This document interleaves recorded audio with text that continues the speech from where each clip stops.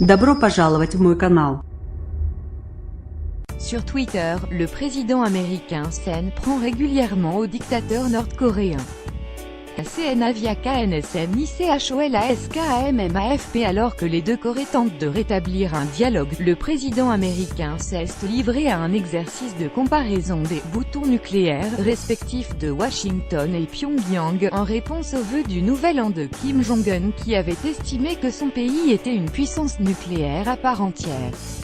Si des bombes atomiques n'étaient pas en jeu, on pourrait croire à d'inélégantes chamailleries de cours d'école. Dans un énième tweet dirigé contre le dictateur nord-coréen Kim Jong-un, le président américain Donald Trump a déclaré posséder un bouton nucléaire, plus gros et plus puissant. ESTCE que quelqu'un, dans ce régime appauvri et affamé, peut l'informer que j'ai moi aussi un bouton nucléaire et qu'il est bien plus gros et bien plus puissant que le sien. Et mon bouton fonctionne, a lâché le président américain sur Twitter. Une manière pour le locataire de la Maison-Blanche de rappeler que les États-Unis possèdent plus de 4000 têtes nucléaires, contre quelques dizaines au maximum du côté de Pyongyang. Par cette comparaison, Donald Trump répond aux vœux du nouvel an de Kim Jong-un.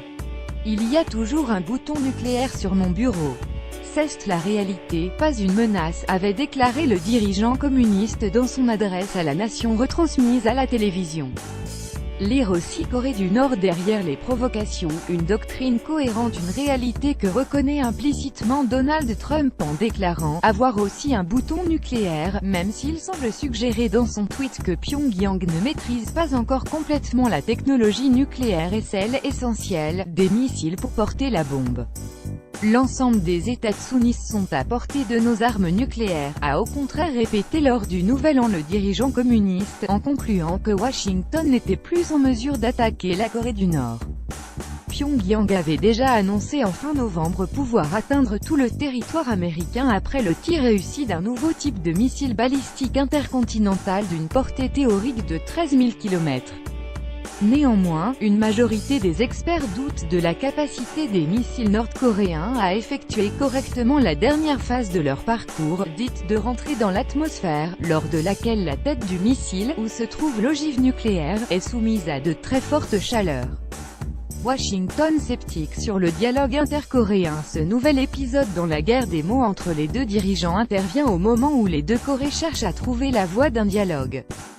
Kim Jong-un a ainsi ordonné ce mercredi le rétablissement du « téléphone rouge » entre Pyongyang et Séoul. Cette initiative du régime nord-coréen, annoncée dans un communiqué lu à la télévision nationale, vient en réponse à la proposition faite mardi par les autorités sud-coréennes de discussion à un haut niveau afin d'apaiser les tensions nées des programmes balistiques et nucléaires menés par Pyongyang. La Corée du Sud répondait elle-même au discours du nouvel an de Kim Jong-un qui, s'il a été particulièrement virulent à l'endroit de Washington, a au contraire déclaré être ouvert à des entretiens avec Séoul et proposé d'envoyer une délégation aux Jeux Olympiques d'hiver qui doivent avoir lieu en février à Pyeongchang, à 80 km de la ligne de démarcation entre les deux Corées. Un responsable américain a fait savoir que les États-Unis ne prendront aucune discussion au sérieux entre les deux Corées si elle ne conduit pas à une dénucléarisation du Nord.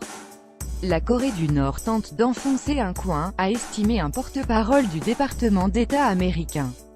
Quelques heures avant d'évoquer son « bouton nucléaire », Donald Trump s'était montré très prudent vis-à-vis de l'offre de discussion intercoréenne formulée par le président sud-coréen Moon Jae-in après la main tendue par le dictateur communiste qu'il se plaît à surnommer « Rocketman » homme fusée.